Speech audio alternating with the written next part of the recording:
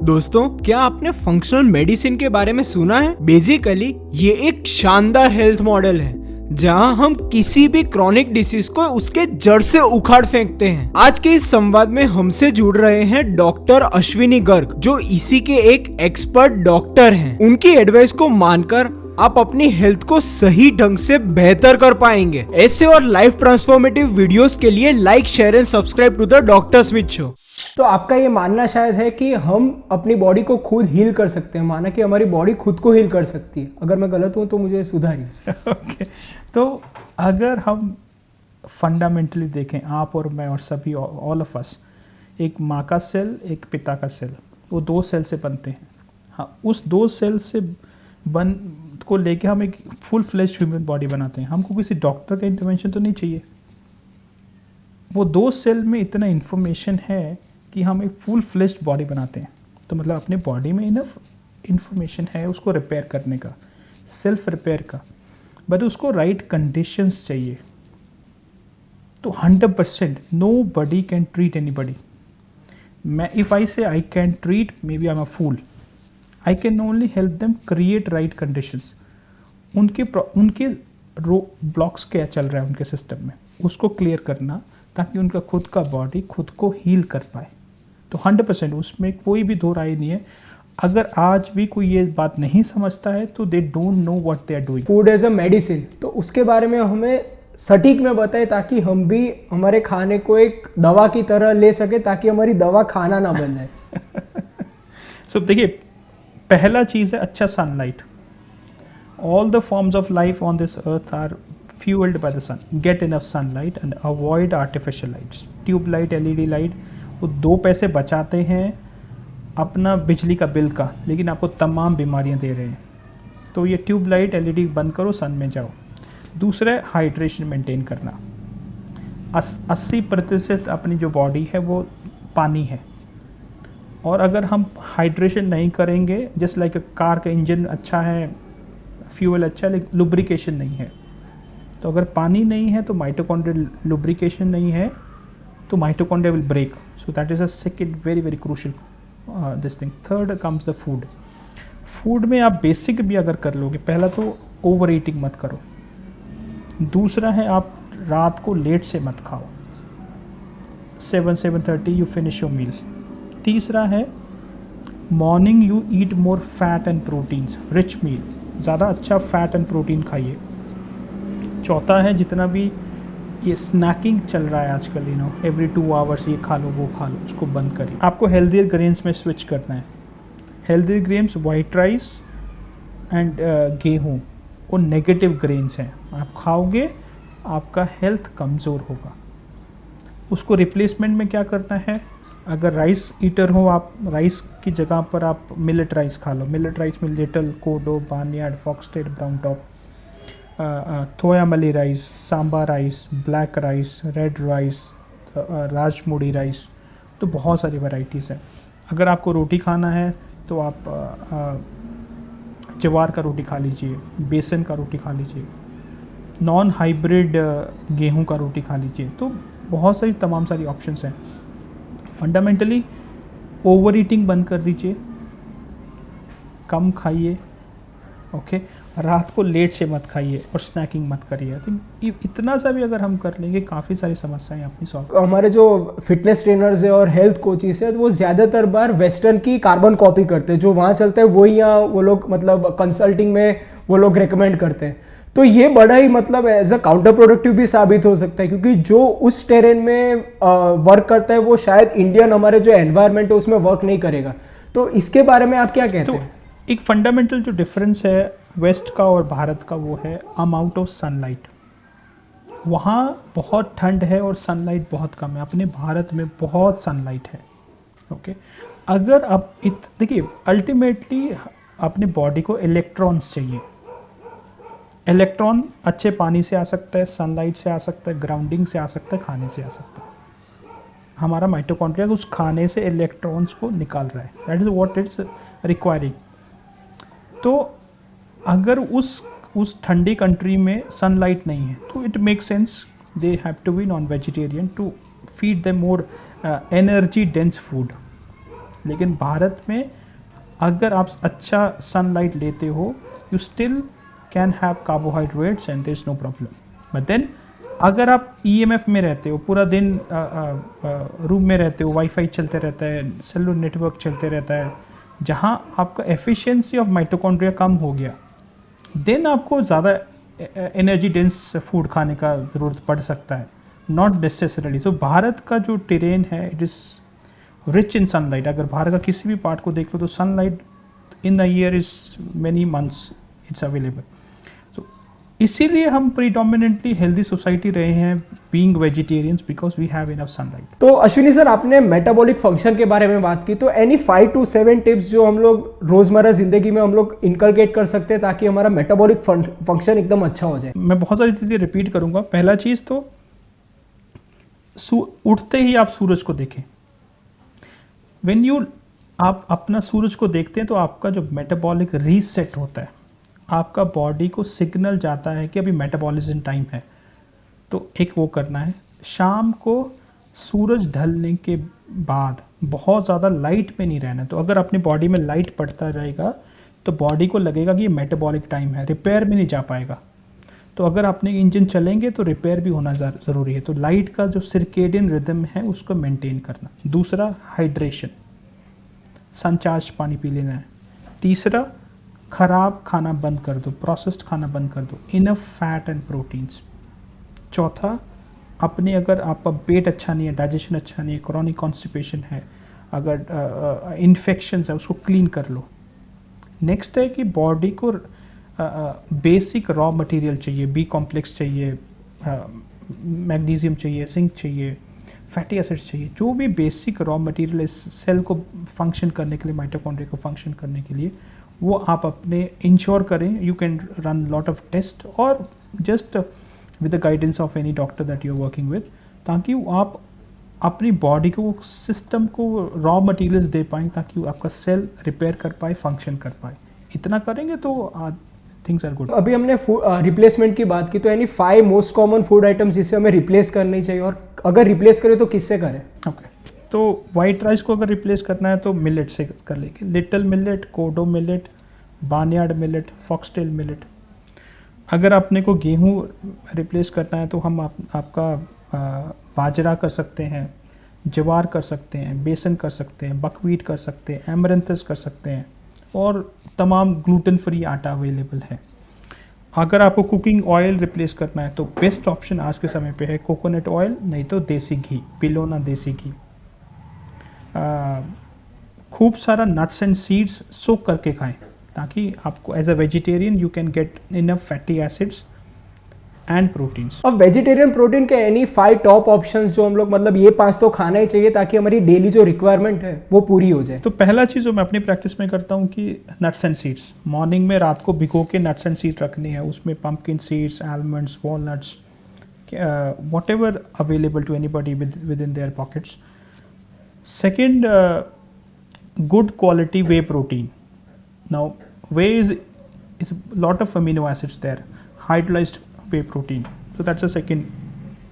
Third, millets have enough proteins. Millets have enough carbs, enough fiber and proteins. Then of course the besan is there, chole is there, rajma is there, chickpea is there, lot of beans are there with lot of millets, and non-hybrid soya is there. तो अभी हमने जो हमारे causes है उसकी बात की, तो यानी 5 रीजंस जो हमें अभी मतलब हमें उससे दूर रहने चाहिए। जैसे हमने एंटीबायोटिक्स की बात की, तो ऐसे कौन कौन से मोस्ट कॉमन हम लोग कॉजेज हैं जो हम लोग खुद ही उनको कंट्रीब्यूट कर रहे हैं क्रॉनिक डिसीजेस के लिए? Chronic disease like I said कि पहला चीज़ है कि अनवांटेड एंटीबायोटिक्स मत खाओ। अगर किसी को वायरल फीवर है उसमें एंटीबायोटिक का कोई रोल नहीं है। तो अपने माइक्रोब्स को हेल्दी बनाने के लिए you have to feed lot of prebiotics, lot of foods with lot of fibres, ठीक है।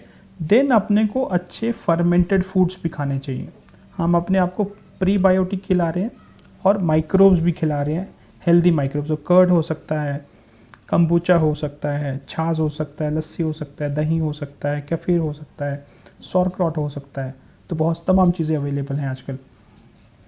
देन जो मोस्ट इम्पॉर्टेंट है वो है सर्केडियन रिदम।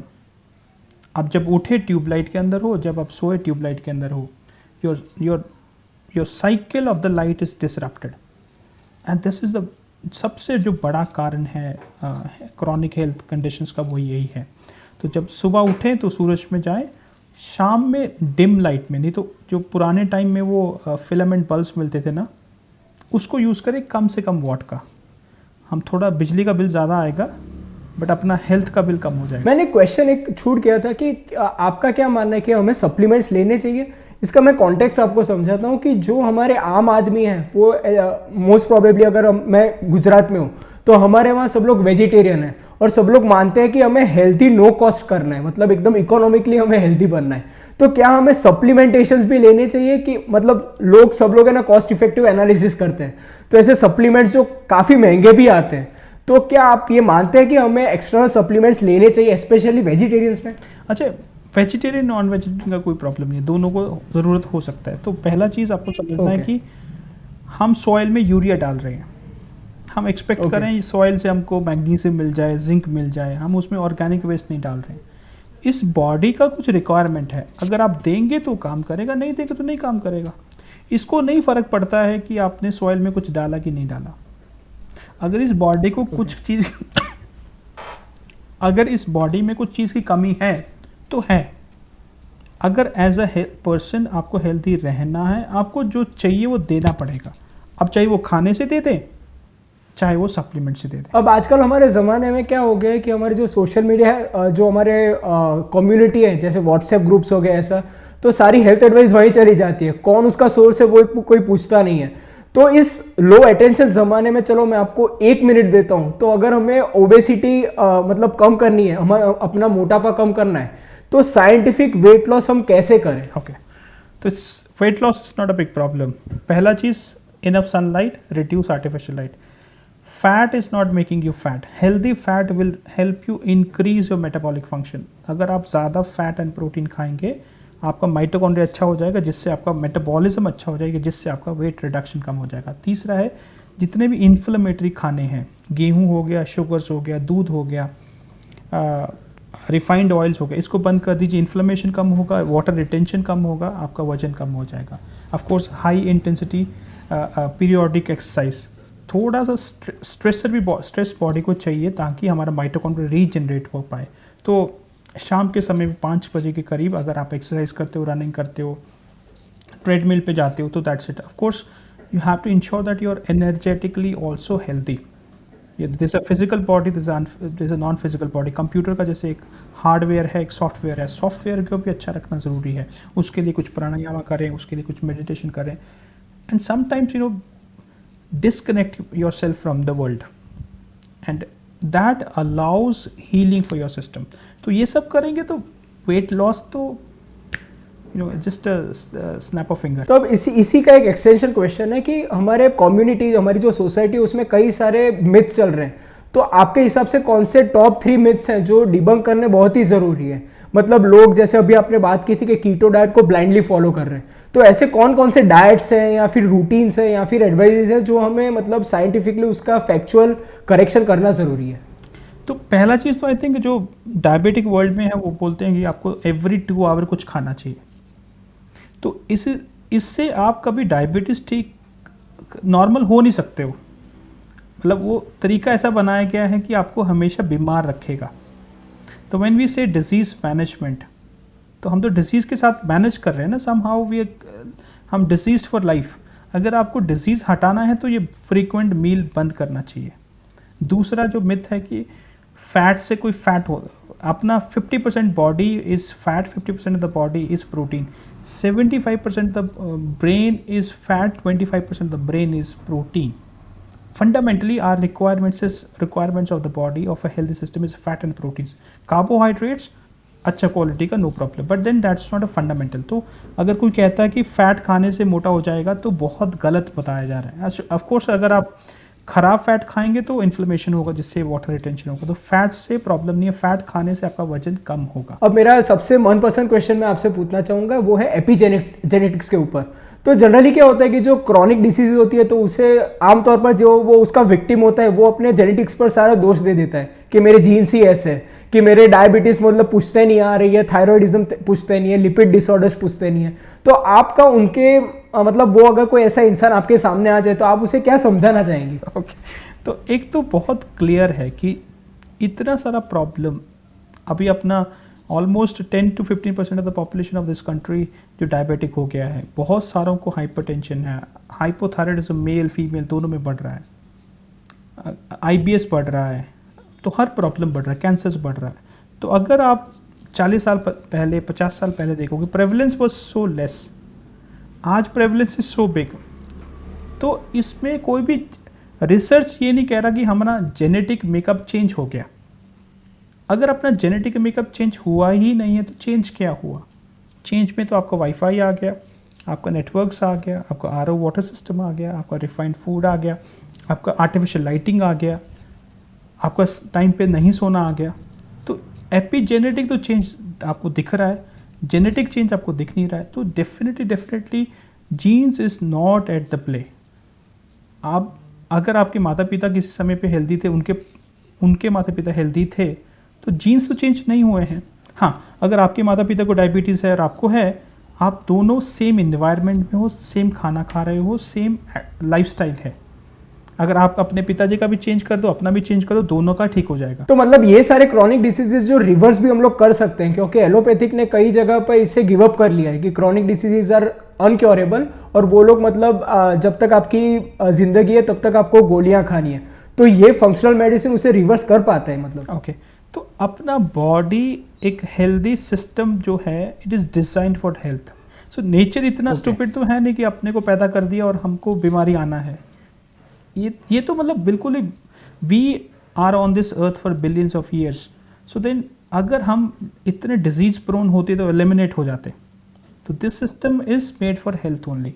हमको बस कंडीशंस राइट रखना है। लेकिन जब हम हमको एज अ इंडस्ट्री, मेरे को अगर अपना बिजनेस करते रहना तो बीमार रखना पड़ेगा ना आपको, गलत एडवाइस देना पड़ेगा ना आपको। और of course legally also structure ऐसा है कि अगर मैं ऐसी चीज़ कुछ बोलता हूँ तो probably I come under some scrutiny.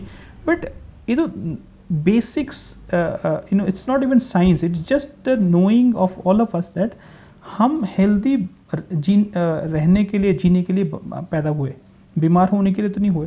उसके लिए क्या चाहिए? कंडीशंस चाहिए, अच्छा पानी, अच्छा खाना, अच्छा लाइट, इतना सा चाहिए अपने को। और जेनेटिक्स तो अपने से जो नेचर डिसाइड करता है वो चेंज, अगर कोई एवोल्यूशनरी कुछ काम होना है नेचर ने करना है, वो कर देगा अपने। दोस्तों, ये वीडियो अगर आपको वैल्यूएबल लगा तो इसे लाइक कर अपने सारे दोस्तों से इसे शेयर कीजिएगा। इस चैनल को सब्सक्राइब तो आप कर ही लेंगे। चलिए मिलते हैं।